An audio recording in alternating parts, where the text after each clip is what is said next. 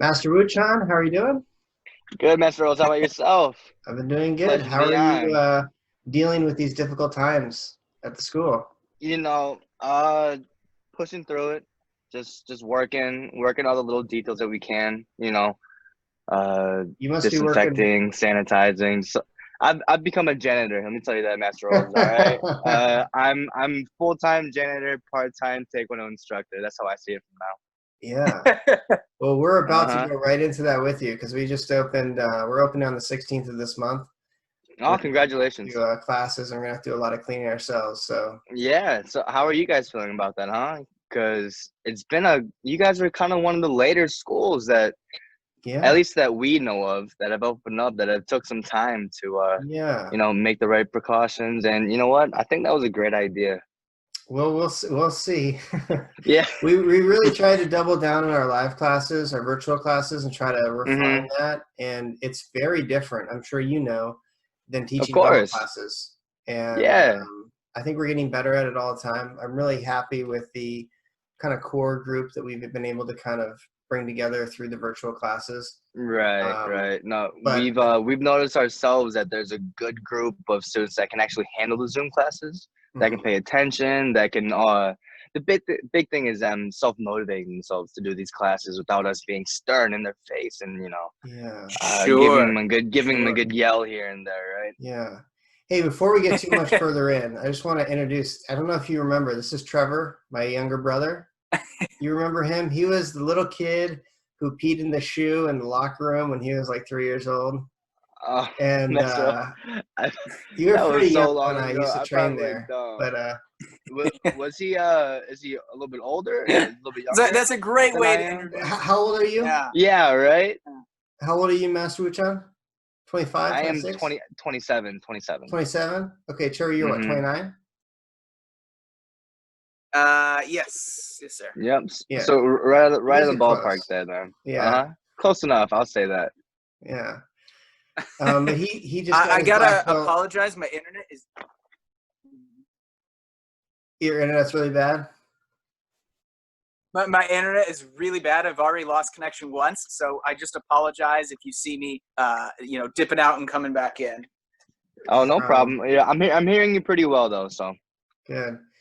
Yeah, Mm-hmm. so Trevor just got his black belt a few months ago, and he's working at my Oh, school full really? time.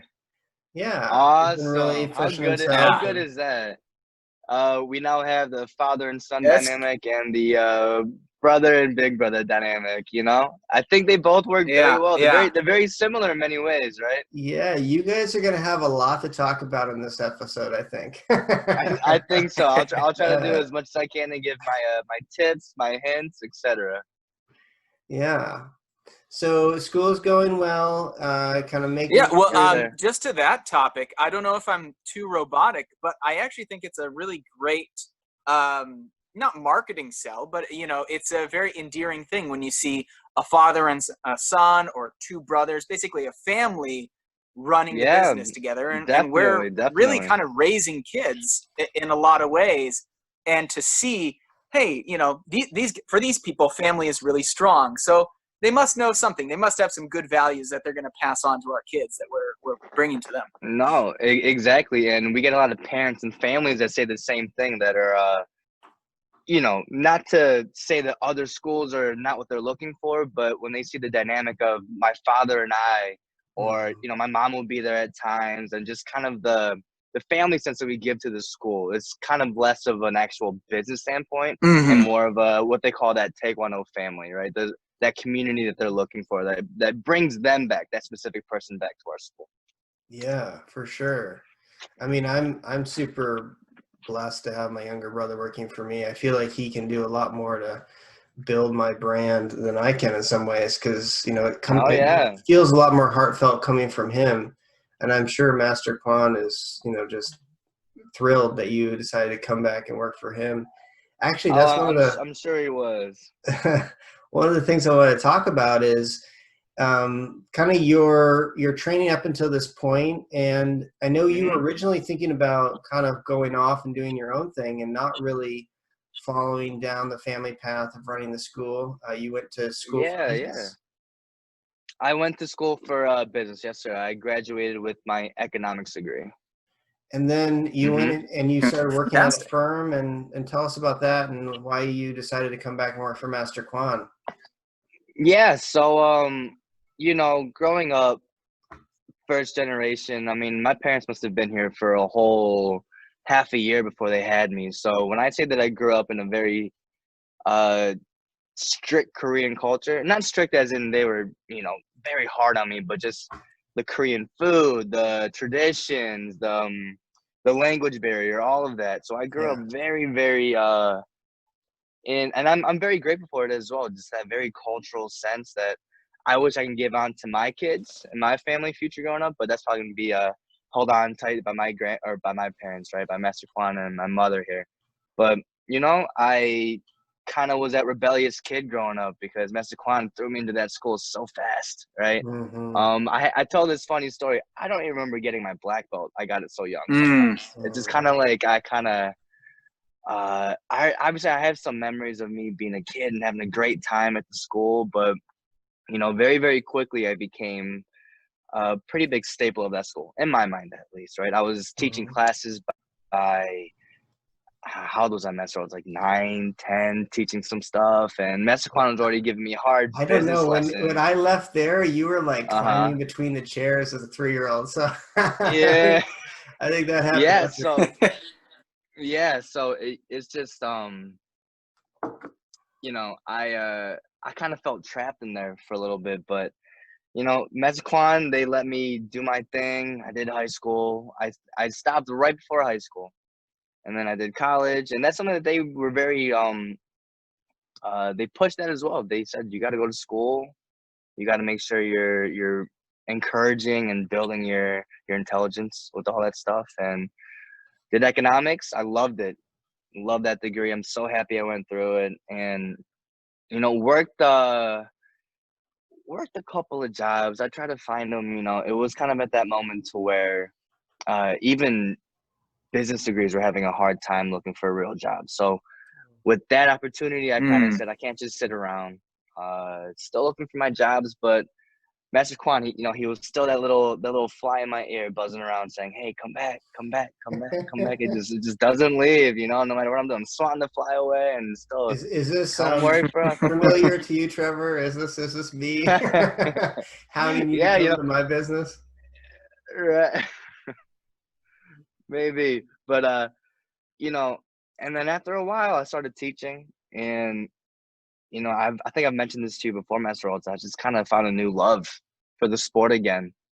Maybe it was the maturity that I've gained from college and just life experiences, whatever it may be. But once I came back, I kind of just, I lit that fire under my butt again, and I got me moving. And maybe it was the age that made me respect the parents more, Mm. uh, have a little more care for the Mm. children.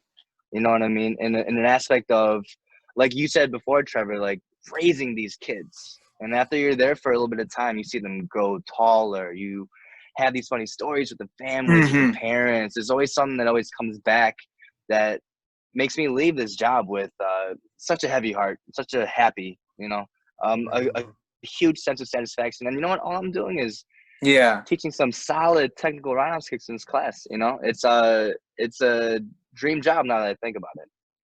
Yeah, for sure. Yeah. I know I've talked about this a couple times, trying to phrase it, and um, especially with the kids, I don't feel like their dad, Hmm. but I do kind of feel like the older brother to a lot of these kids growing up. Yeah, I feel like that's a that's that's a kind of the great way to role put that it. the way that I end up feeling about them. Hmm. Um, yeah, like I'm not their parent, I'm not their friend per se, Yeah. but I get very connected to them, and I feel like we have this. Uh, they are kind of like family when you grow up with these Hmm. kids for you see them go, like you were saying, go through the get taller and get better and more proficient, and you see how exciting that is for them. Yeah, of course. And I mean, a big thing is that as they get older, right, if we're talking about really young kids right now, like for example, that 5, 6-year-old student that we've had that the parents are bringing in for whatever issues, and you see them get smarter and they get more, their vocabulary builds, and you can get deep, like you start seeing emotions that they start spilling out with, or you tend to see them get angry or more nervous, or all these things that just everyday life that they are going to experience, and we can kind of sit there right there and chop it up with them, let them know that, a big one for me is letting kids know and letting them understand that being nervous is not a bad thing. It's something that you're gonna have to go through every single day, like these belt testing, these board breaks, all these things you can just literally build and learn and throw these little ideas into their heads as they're growing up, and that's kind of how you see them turn and almost blossom into this awesome kid or amazing student, even in school or at the dojo, at the tojang. Doesn't really matter, right? Mm-hmm. Mm-hmm. So it sounds like, you went off, you did your own thing, you became an educated man, you came back, dad's begging you, come back, work for me, build my school, come back kind of begrudgingly, but then you fall back in love with it. A little bit, right? Kind of where we are right now, but how has it been working for your dad, and also, just growing up in his shadow? I mean, that's a pretty big, some pretty big shoes to fill and a pretty big shadow to live in.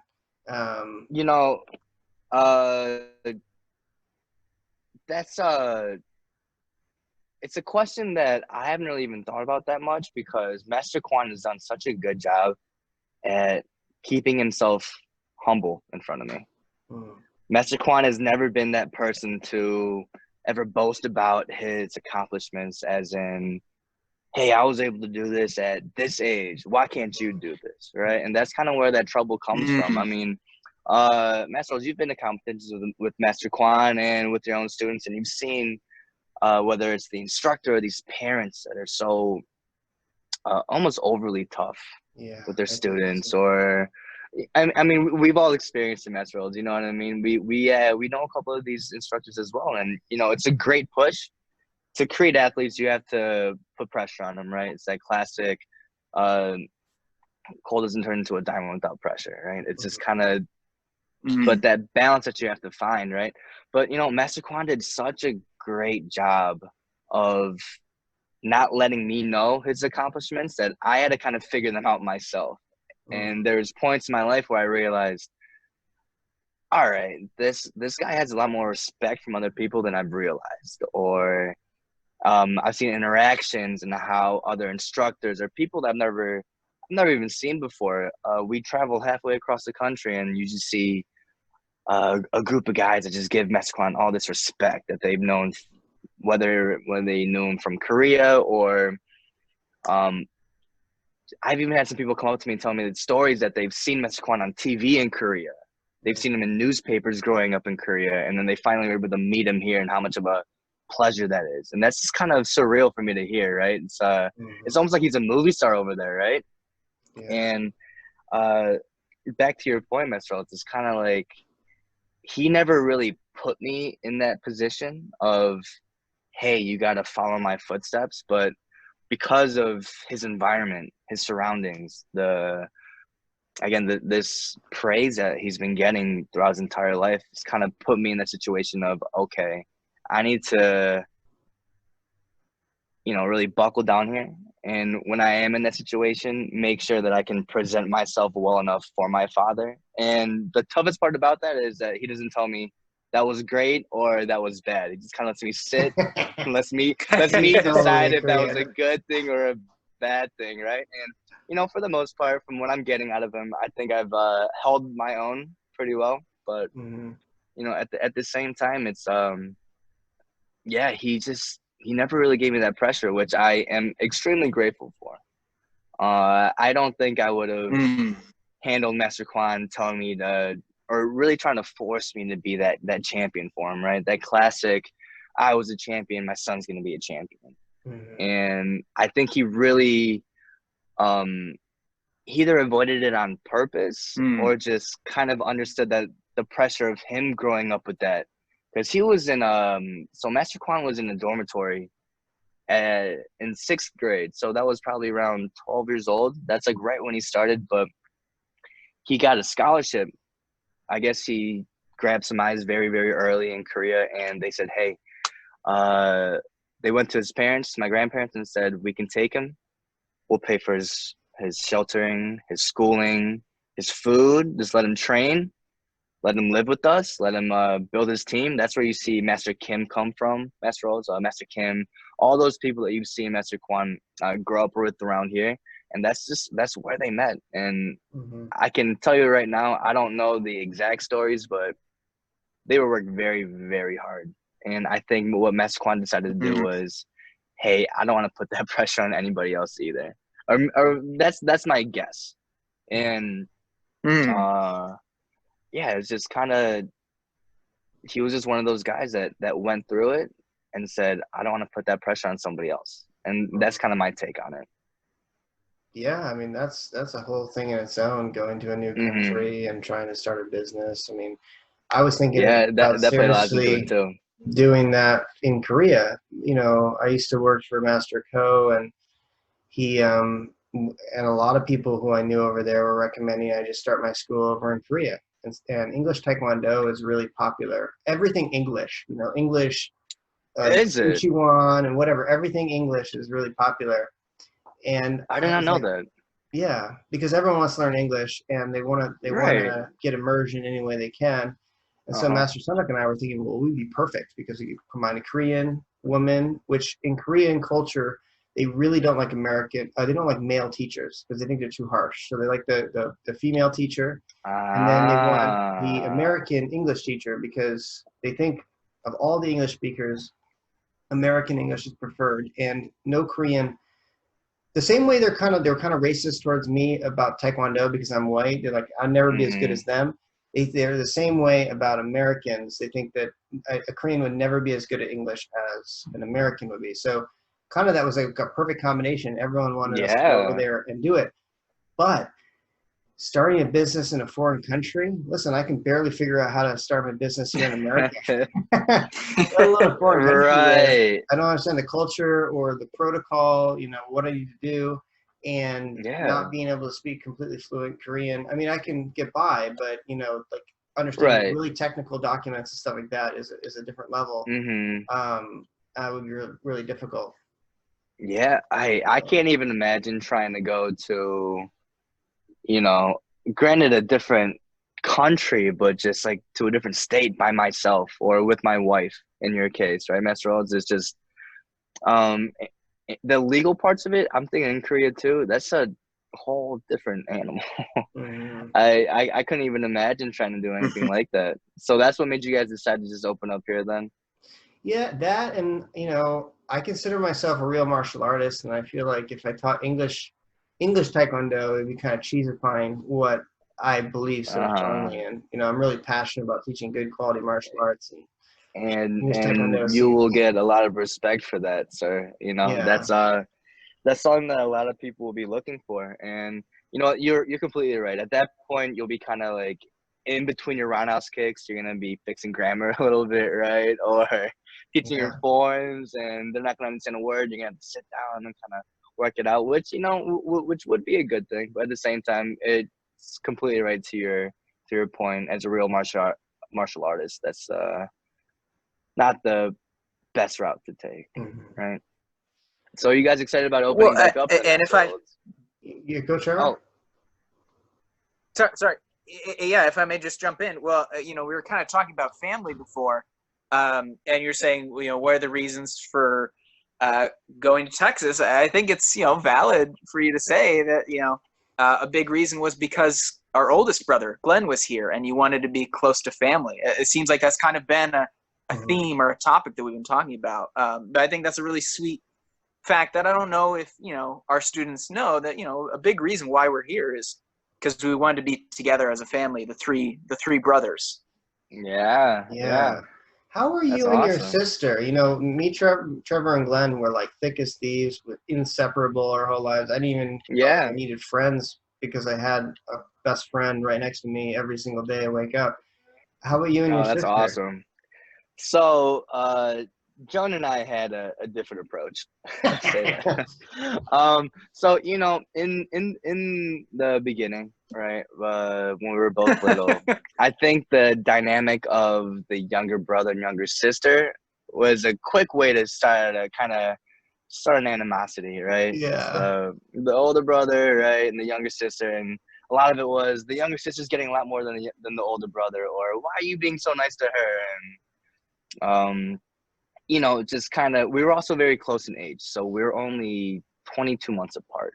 So typically it's like right around 2 or 3 years, but we were very similar in age, so we butted heads a lot. But as of right now, I'd say around 20 years old, 21 years old, we got very, very close and kind of just understood that all that stuff back then was just childish, right? It was just not our actual representation of ourselves and what we look for in our relationship. But we're doing great right now.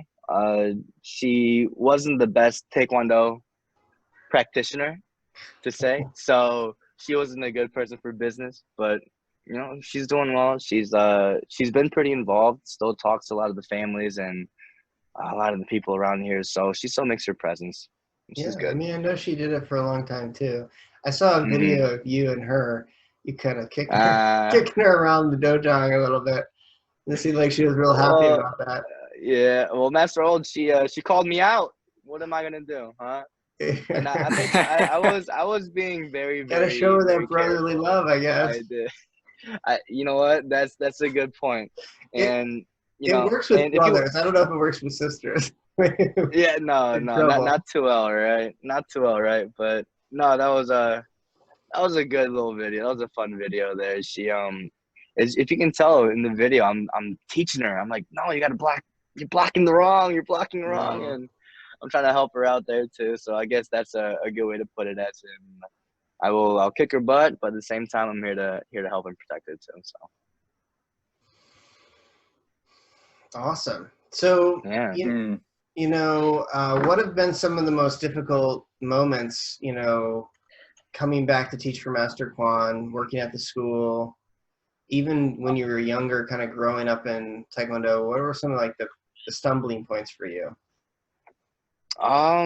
So to your first question, coming back, it was kind of it was almost embarrassing for me a little bit, just because I left and I kind of felt like I abandoned them, Mm. like to a degree, right? And when I came back, it was kind of just more of a, okay, I have to really, again, buckle up here, making sure that I'm really training hard again, making sure that I'm not just coming in here with the sour attitude or Mm. too down on myself to not teach a proper class. So I just kind of quickly figured myself out to teach these classes correctly, and maybe that's where that spark came from. Just kind of letting myself know that this is a very important piece of our family, right? Yeah. I've realized when I came back that this whole business is way more than just a Taekwondo school to my mom and dad. It's their livelihood, the risk, their all their stress, their happiness, all of it really came from this school. Yeah. Their friends and families that they've made here is from this school. And I kind of realized at one point that when I told Master Kwon no for so many years, that it almost comes off uh, disrespectful, because as a first son, culturally, you're the one that has to sit there and kind of take that risk, or kind of take this pressure off of their hands once they have finished with it, as they get older, or when they can't, I guess in this case, when they can't teach as well, or when they kind of start to we all know that That's Taekwondo a teachers that's a can last forever, right? Yeah, that's an interesting thing to talk about. I'm sure some of our viewers would be interested to know, like, kind of a little bit about Korean culture and how that works. Mm-hmm. But, and I don't know, your dad is very Korean in a lot of ways, but he's also been living in America for a long time. So he might kind of come down in a Yeah. more half American, half Korean way with some of the stuff. And even Koreans are kind of changing on this. but it's always been the case that the eldest son sort of inherits everything, and then he's responsible Yeah, for taking care of the family. And that is both a great privilege, but also a humongous responsibility, because exactly. if your sister's doing bad, you're gonna have to bail her out, and if your Mhm. you Mhm. know parents want something, you have to buy them that house. And I mean, you're basically become the new head of the household, and you have to take responsibility for everybody. Oh yeah. um And like a very big happy moment for any family, right? So in the case of my father, when they found out that the firstborn was a boy, the just culturally the family just blows up with joy. mhm. There's even a certain uh when my grandparents or my aunts and uncles, when they greet me as first uh my first male cut or nephew, right? It's like when they look at me, it's like I'm their There first are boy so many grandson, the titles, oldest right? grandson. Yeah, exactly. It But Yeah, we should get it's into that in a weird second, when but they continue. yeah, it's weird when they come up to me and they call me like thank you, like, or if it's like my birthday, happy birthday to my first grandson, or to my, Mm, you know what I mean? It's just kind of, yeah. I didn't realize how much pressure they put, or how much whether it's joy, or how it's almost like they're proud immediately the second that I am the first son out of this group. It just, the amount Yeah. of pride and like I said, like this proudness that they feel for me, it's almost undeserved, right? I just came out a boy. I was just first. I could have been second, third, and everything would have been different. But because I was at first, and because I was just male, just a son, it just kind of, it blows everything up. And You have that to, again, that responsibility is pretty tough. yeah, no, it's so funny in Korean culture. And you should tell me your experiences on all this, but it sounds like you're kind of mirroring what is pretty typical. It's Hmm. almost like what your position is. Like, there's so many terms, right? Like, way how Right. money, like depends on what side of the family you Exactly. are on, and then like where you fit in the order of birth, and like every single one. It's not just like uncle. It's like there's like lots of different uncles. It depends on what side of the family Yes. you're on, what order you're Uh-huh. on. And even Koreans that I know, like if they don't have someone in their family who is in that position, they don't even know the name, because there's just so many names. Um, but what's really funny is, like, my wife, Master Sana, when she came here, she's like, "Wow, your mom is the best stepmother I've ever met." Because like in Korean culture, like like my mom should kind of be treating her poorly. And it's Uh, just funny, like they have like these sort of role, like the way yeah. you treat somebody is really indicative of what position they hold in the family hierarchy. um, Yes. so yeah. No, to what your wife was saying, uh that's completely true. And that's so funny you bring it up that way. It's because, it's that classic, like, oh, the mean stepmother to the mother. But the way that I see it, it's more of a, so in the case of in the case of this, right? If I'm the firstborn son, my Mhm. mother's obviously, again, to that prideful point of like, this is my first son, and here I am giving him up to another woman. Mhm. And that's kind of where that dynamic of, you cannot, quote unquote, mess up or treat him wrong. Make sure he's fed. Make sure you Mm. take care of the house. Mhm. And I've heard these words exactly, and they don't. When my mother or my aunts have explained this to me, it's never coming from a harsh place. It's never coming from a point of view of, to be mean, or to almost talk behind their back, kind of deal situation, right? It's more of a, no, it's just, she really wants to make sure that she is now taking care of you for the rest of your life, and also her grandchildren, her grandchildren's Mhm. children, that, and etc. So I think Mm. that's why they're more tough, or that it's kind of they're always constantly teaching, right? When they say a mean stepmother, it's because she's doing something. She's cooking in the kitchen with her, and she goes, "No, you're doing that wrong." You know what I mean? It's not a, "Hey, that's terrible," but it's more of a, "You could make that a little bit better because I'm the mother. I make it the best, and I need you to make sure that you make it the best for or for your husband and for his kids, things like that." Yeah. That's a funny way to put it, though. How's it been being a younger brother to Master Son of Trevor? To who?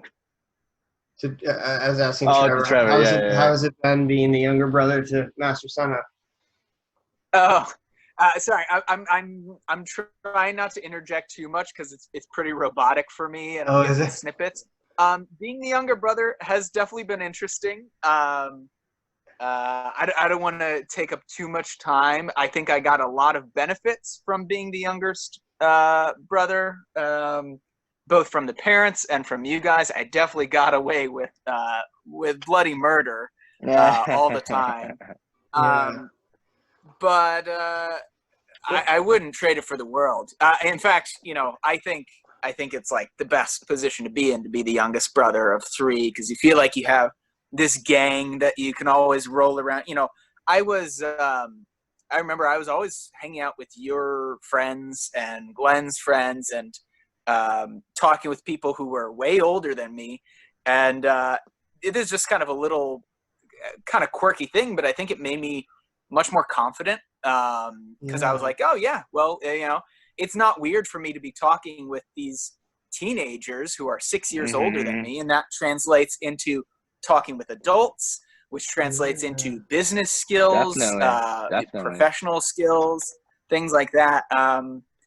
So that's just like one little kind of quirky aspect of it. But no, I thought it was fantastic. I love. I do think your position in the family really alters your life perception, like what's going on and how you interact with people.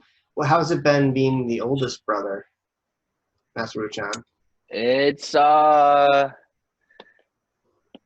being the oldest brother again. It was just kind of constantly being told that, hey, you got to be the example, lead by example. Or if I did something wrong, it was always, what is your sister gonna think of you as? Or how do you think she would feel if she did something like this? It's just kind of it was just making sure I did the right thing. You, always. Yeah, of course, Master Olds. And again, because the younger sister aspect, she just, Master Kwon was always such a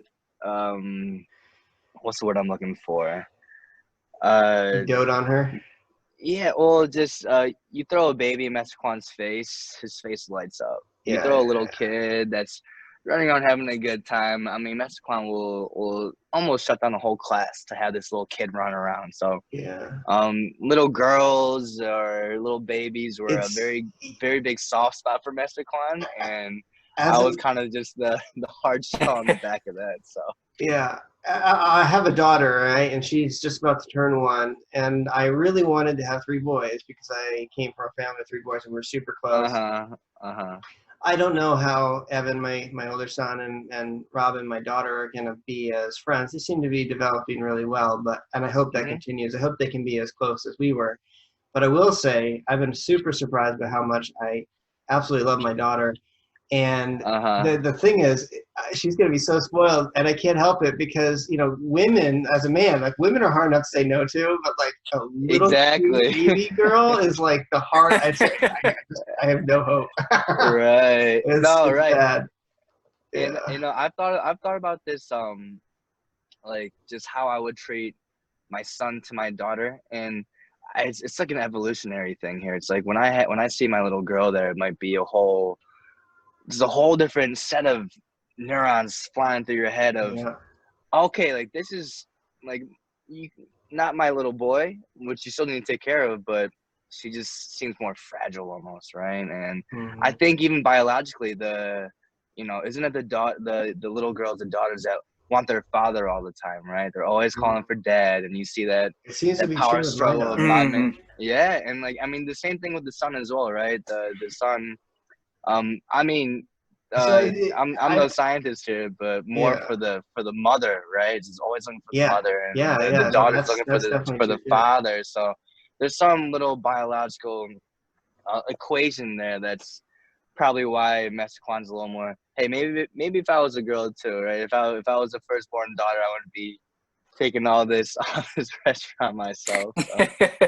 Was it Freud who said like you want to marry somebody? If you're a man, you want to marry someone like your mom, and if you're a woman, you want to marry someone like your father. Yeah, I don't know who said it, but I know the term. I think there's something there. I know it very well. Yeah, no, I mean there definitely has to be, in my opinion, but no, it must be great having a little girl there, huh? It's awesome. You know what I like to do? People will probably think I'm twisted, but I like to like pick her up and like kind of throw up a little bit, and she gets this sort of like, ooh, exciting, but ooh, scared. And then when she comes back down, she just clamps onto me like this, and I'm like, yes. Yeah, right. Yeah. It's almost like you're teasing her, like I'm gonna let you go for a second, and then she comes right back down so she understands. You know? And she needs that too, right? How do you feel about overprotecting your kids, as in like just really monitoring? Because in the case of us growing up, Metro, is and you too, Trevor, right? When we were growing up, like the kids compared to us, like when we were kids to kids now, there's been a drastic change in attitude or priority, and a favorite culprit is the iPads, the gaming, just in the overprotectiveness almost, right? It's almost from the parents that I've seen growing up to now, the leniency has completely gone out the window, in my opinion. I've always said that it is a miracle that all three of us boys survived growing up, because I know we did everything humanly possible to whether that was pushing each other off cliffs or there's a lot of things that we did. It's like I got these stories now. I was afraid of heights. I was afraid of heights. So my older brother pushed me off a cliff, like a 30-foot cliff. I was claustrophobic. Goodness. So my older brother stuck me in a box, filled it with pillows, taped it closed. Oh. Just like, just to try to traumatize. Oh man. And I did some terrible things to Trevor too, I'm sure. Yeah. Oh yeah. Right, it trickles down, right? The older brother to the mid brother. It also goes back up. Back down. Yeah, hopefully, right? You get back at them though. Yeah. Yeah. We always had a rule, right? Don't tell mom. Like I would basically like we would be goofing around, and then we hurt each other by accident. Usually I'd accidentally hurt Trevor or whatever. My other brother hurt me. And then we would be like begging, I'll be begging Trevor, like, Trevor, please don't tell mom. I'll do anything for you. I'll be like hitting myself in the face. My God. Hitting him back, that is so well. Maybe that's where you guys built that relationship too. It was kind of not like a dirty secret, right? Like don't tell mom. That bonds you guys together, like that. Those little moments where that glue to really keep you guys. Because my sister, I'll tell you this: before I even heard her, she was upstairs telling on me. She can sense it and just goes right upstairs, and I got in trouble every single time. So that's kind of where we kind of, we would always like pin it on each other. If I did something wrong, and we all got in trouble, my mom was like, "Who is it? Who did it?" And I'll be like, "She did it," and then my sister would do the same thing to me, and it just It was just It's funny now that we think about it, because it wasn't like terrible things, right? Just little things that, like who took the cookie, or you didn't clean up the toy. Exactly. Yeah. Why do you think that we ended up being so close, Trevor? From your observation. That's a long answer. I think it was kind of unique that the three of us were so close despite the age range, right? Yeah. I'm 10 years older than Glenn, or 10 years younger than Glenn. I'm 6 years younger than you. Oh, wow. But we did hang out all the time. And I think there was a really beautiful kind of balance where no one of us was strong enough to take on both of the other two. Yeah. And so whoever got the upper hand, then it would shift, and the power triangle would shift. And so, I hear a lot, and this is, now I'm kind of going on another tangent, but I hear a lot about, brothers and sisters who kind of wrestle or horseplay around, and it always sounds a little bit different than the way that we did.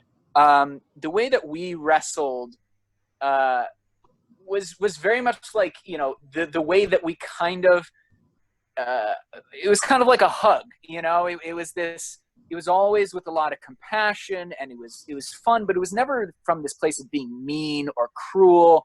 It wasn't like we were pulling each other's hair. It was this fun game. And I think that sense of play and compassion, and if we hurt each other, it was always on accident. It was because you were twice my size, and I'm like this little rascally kid, and yeah, of course I'm gonna get hurt now and then, but it always felt like it was coming from a place of love and not from a place of competitiveness. I don't know how to bring that out or around or duplicate it. I hope that we're able to for the next generation, because I think it was really special, and I don't know how to make that happen. Especially these days where people are so afraid to make body contact, and like, I think that's one thing we have to teach as instructors, like how people can be physically in their body and how they can interact in a positive way physically. And I think we were really lucky about that. Like you were saying, sometimes you hear people say they wrestled as a kid, and it's always so weird. And I feel the exact same way. Like I asked somebody not that long ago, I told them that me and my brothers used to wrestle all the time. They said, yeah, me too.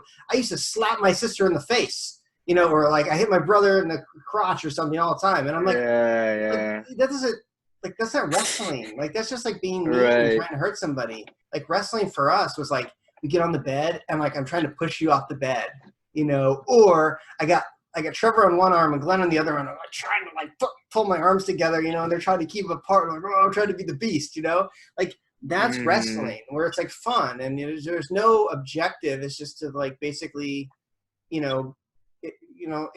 interlock your bodies and do something kind of fun to get some exertion out. And that's a hard thing to teach, but I think it really needs to be taught from an early age for it to sink in. That's a very difficult thing. When we wrestled with each other, it was that fighting wrestling. Just whack each other in the face. To be honest, we from a young age, like we had our good moments too, right? We had our really good moments, but I think because we were so close in age, that's kind of because I'm thinking about you guys now.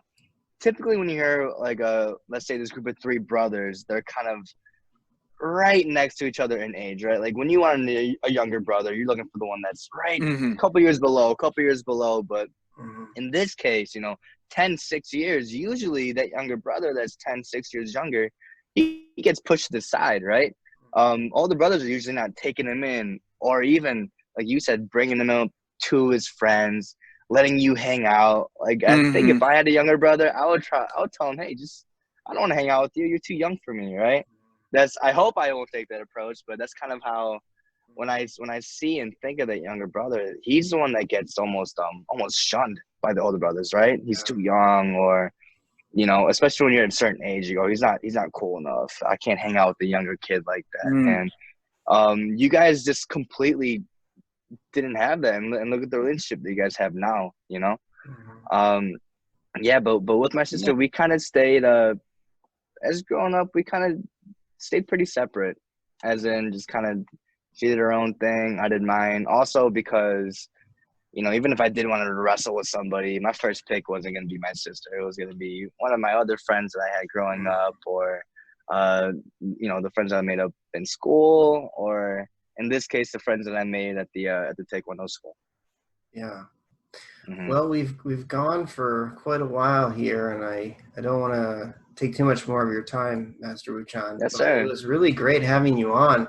I'd like to have you on Yeah, another this is time. awesome. Absolutely. Yeah. Please do. These are a lot of fun. You know, Trevor, it was a pleasure meeting you again, because I guess we have known each other for a very Absolutely. very, very long Likewise. time, right? Yeah. And you know, I love having these conversations. I remember I had my first. It was 2 years ago, right, Master Rose, when we did the MA Super Show MA Super Show, right? Yep. And you know, I was able to, because I remembered you so in my head, you know, Michael Olds. It was just such a prominent name, just because you were around the school so much. You were very important to my dad. He was very important to you. And, you know, like at one point, it just kind of when I thought of Michael Olds, in this case, Master Olds, right? But back then it was just kind of almost like that older brother figure. You know, to this point, how funny how this ties in? You're like that older brother that's so old that's kind of like, I'm just like looking at him. You know, I'm just always, he's just there. And I can learn from him. But, you know, it was just such a pleasure to actually grow up now. Be smart again, right? Not be smart again, but going through college, just going through my own life here, and being able to reconnect and have these conversations is kind of it's very heartfelt, right? Yeah. It's almost like these emotions that we've had, or just these experiences that we've had with each other for so long, just from, you know, I mean, Master Olds is telling me that he remembers me when I was 3 years old. You know, that's whether I remember it or not. Just a part of me still kind of like goes, yeah, like he was there for that. And Yeah. you know, coming back and being able to talk to you like this now, it just kind of it's almost like a surreal moment. It's almost like I should always have been looking at you like an older brother that I just gotta stare at, or just be like, he's just doing his own thing and I'm just being my own little kid self here, right? Yeah. From so long ago, and now we can do stuff like this. It's just Well, we have a lot of years to catch up on. You know, yes, we I do, left don't there we? when you were still really young, and I missed out on a lot of your training and growing up. But I'd love to, you know, reconnect and keep doing things like this to reestablish that relationship. You know, I'd love for you to be my dongsang. And yeah, very good, Mr. Old. I'm telling you, I think your Korean, it has to be better than mine, right? I don't know about that, but I try. For your wife's sake too, right? Yeah. Does your wife speak Korean with you? Yeah. No, yeah. right? I mean, she does. Now my son is almost better than I am at this point. He's getting really good. You know, that's funny you say that, because my mother and father have told me that the best my Korean has ever been was from when I was born to when I was 4. Was because when I turned 4, they sent me off to preschool. So my peak Korean was when I was just being raised by my parents, because they didn't know very good English, right? I mean, I'm sure they taught me like mom and dad and little things like that. But, you know, at the house, it was just always Korean. And, you know, to this day still is very Korean, right? Because we had this whole, they speak to me in Korean, I respond in English. And, you know, one of my biggest goals in life is to make sure I get that Korean down packed again, hopefully. Let's work on it together. I want to get there too. So. Yes, sir. Of course. All right. Well, it's really great catching up. I want to see you sometime soon. You know, it's funny. Do you remember Christina and Isaac and Sam? Those people still work for me. Or still. Do they really?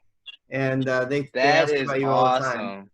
So. No way. I had such a good time with them. And, you know, I was going to ask them, or I was going to ask you if they're still with you. That's awesome. Yeah. And they've been getting belts and stuff. Yeah, no black belts yet for them? Up. They're all blue belts now. You are so tough on those belts, Master Old, which is so good. No, I respect that so much. And that's a very, very good thing. That means that, Trevor, you must be amazing to get your black belt from Master Old, huh? Yeah, it only took him 20 years, you know. A little hard, but give or take, right? Yeah, he had some lapses in his training and stuff. So yeah. All right, Well, I want Yeah. to catch up later. So hope you have a Yes, good sir, one. Master. It was a pleasure, guys.